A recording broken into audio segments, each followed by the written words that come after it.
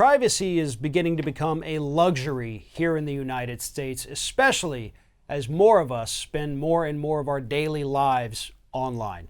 Whether it's on your phone, on your computer, at work, wherever it is, we're typically always plugged in.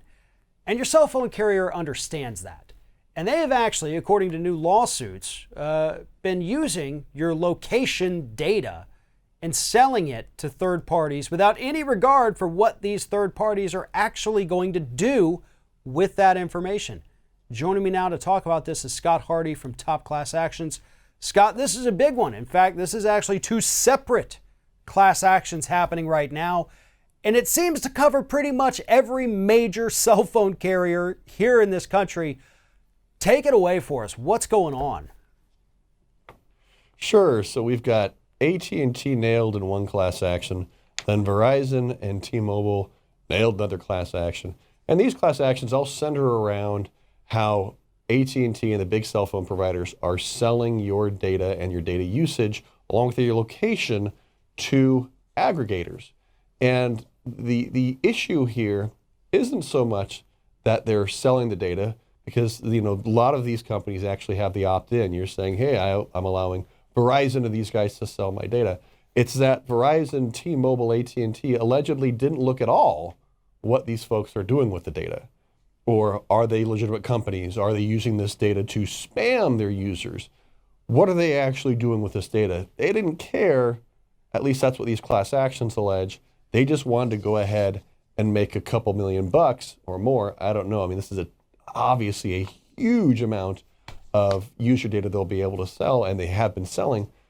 And their customers are saying, listen, you're going to sell our data.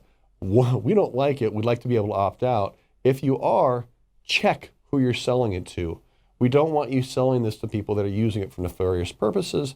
Or, are these debt collectors? I mean, where is this information going, and how are they using it? And that's a big issue in this class action. To me, what's so actually disappointing about this story is that, a year ago it was, oh my God, don't sell my data, don't take my data, I didn't tell you. And now we've already evolved into, okay, I know you're going to sell my data, but could you just not sell it to the creeps and the weirdos, and please look into these people? I hate that we have already had to come around to like, all right, well, we know you're going to sell it. I mean, we need to get back to how it was, just 12 months ago, where it was, no, don't sell my data, don't take my data. If I've told you no, then stop doing it. Don't track my location when I've told you not to do that. And that's one thing we've found, not necessarily with this particular class action, either one of them, but we've seen it so many times. We turn off location services only to find out, oh, they're still tracking you. Well, now we kind of know why.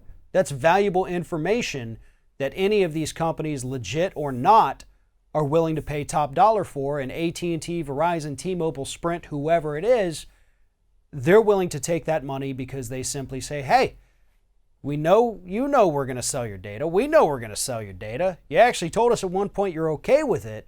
So here it is to the highest bidder. Come and grab it.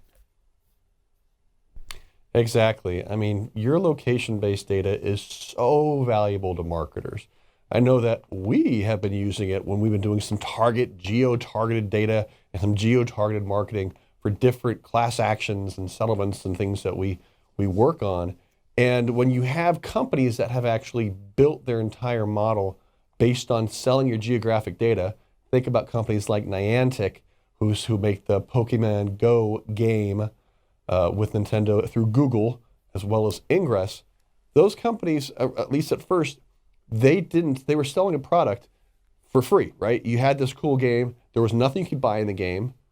And for all intents and purposes, you look at this going, wow, this is completely free. No, they're getting you to cruise all around your city, your state, and they're tracking it.